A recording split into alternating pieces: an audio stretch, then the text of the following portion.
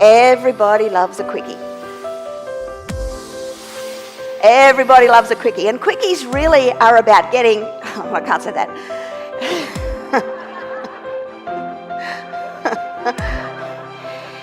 In and out of the deal quickly. In and out of the deal quickly.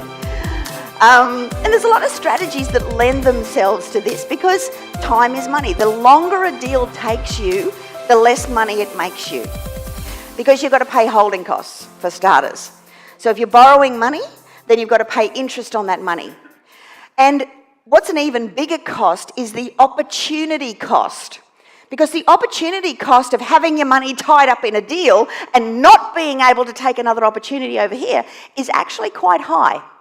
And quite often it's not calculated into the end profit. Deals that take longer need to make you a lot more money because you are giving up a lot of other strategies in the middle to compensate for it taking 18 months or whatever it might take.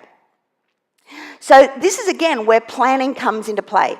The more planned you are, the more ready you are to get out there and do the deal, and you've got everything lined up and you've done your FISO and you've got your budget there and you know who's coming in when and you've got all your contacts, your A-teams together. The more of that stuff you've got organised before you even settle on the deal, the less time it's going to take you. So you've got to prepare to make money. You've got to be ready to make money. And the quickie deals are very much that. So let's focus on the ones that take a small amount of time. What are we looking at? All right, well, first thing is you've got to know your market really well. This is the key to a quickie. You've got to know your market. You've got to know what things sell for. You've got to know what finishes they've got. You've got to know what type of housing, what size bedroom. I remember a number of years ago, a student bought a property that was in a good area, but the bedrooms were actually too small. Everyone in that area wanted bigger bedrooms. Now, bedrooms is not something that you can fix. The lady actually bought this property before she became a student and hadn't recognised that even though it was a three-bedder or a whatever, the bedroom size was considerably smaller than all the other ones that were selling. So even something like size of a bedroom can have a marked influence. And the more you know that, the better you are. How do you know that? You get out of your chair, you get out of your house, and you go to open homes. You know, you really target the areas that you're focusing on. Know what bench tops go in there. Know that property sold in 2 weeks and this one took 4 months. They might be nearly the same, but the bench top might be different.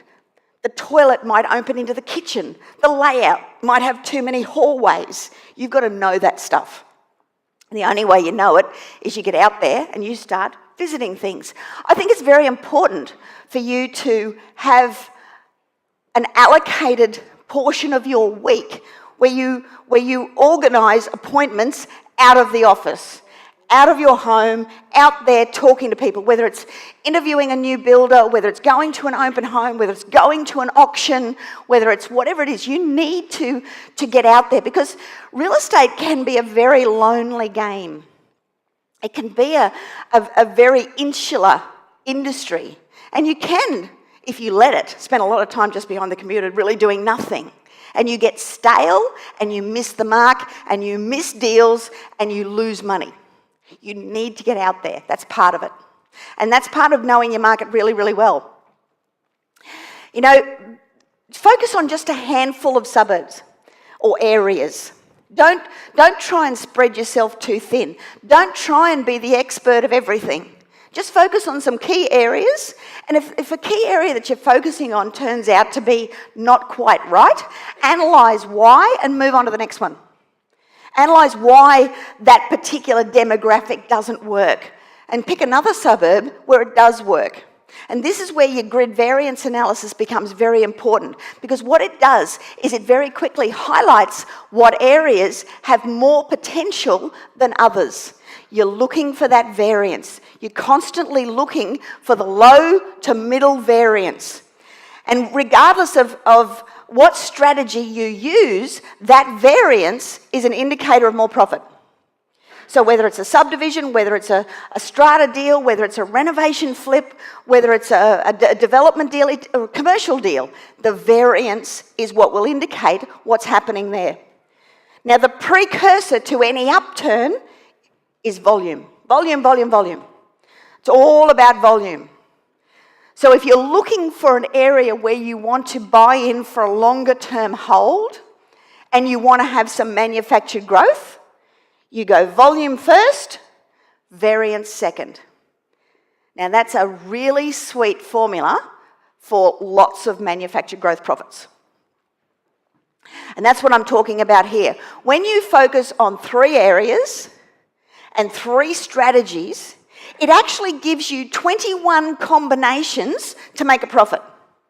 So 3 plus 3 actually equals 21 in this instance. I told you I was a good accountant. I can make anything work.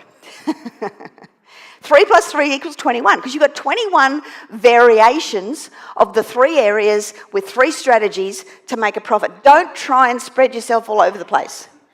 Now, volume and grid variance will indicate what 3 areas you should be focusing on. Now, if you live down here in Sydney, don't think because I put a suburb up there in Brisbane that, oh, I've only got to focus in Brisbane. Brisbane's got a higher upside. No, it hasn't. There are deals everywhere.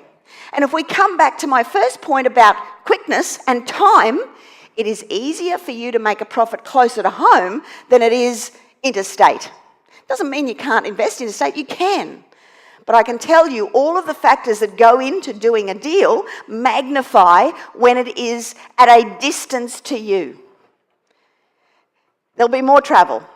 There'll be, more communication via email and phone call and less site visits and, more photographs and all of those things. All are areas which you can definitely handle, but they're areas where because you've got a miscommunication or something, mistakes can be magnified. So I'd start where you are. Do your volume and your grid variance analysis from where you are, and then draw circles out from where you are and start to look at those circles. Now, partly you might be driven by price point. You might live in Vaucluse, but you can't afford Vaucluse. So you're going to have to draw circles out until such time as you can start to afford. And that's okay. And then start to look at areas where these strategies start to work. Look at volume, look at grid variance, and start to do the deals in those areas. So what strategies work best as a quickie? Cosmetic renos. Most of the stuff that I showed you there was a cosmetic reno. Adding a bedroom wouldn't necessarily be cosmetic, but it's not that hard either. Adding a deck, adding a bedroom, adding an ensuite. If you've got distance from the house to the fence, okay, if you've got enough distance there and you've got a bedroom with a window, that window can very easily be turned into a door. And in that door, you can cantilever out from the flooring, or if it's on slab, you can put another little slab down and put in a bay window that you can turn into a bathroom. It's not that hard. Now we've got a bedroom with an ensuite. There's lots of little tricks, and I'll be sharing some of those tricks with you, or one of my students will be sharing some of those tricks with you on quick flick renos. How can you make little changes for bigger profits? Because it's all about maximising your dollar and maximising your time if you're going to flip properties. And speed is your key.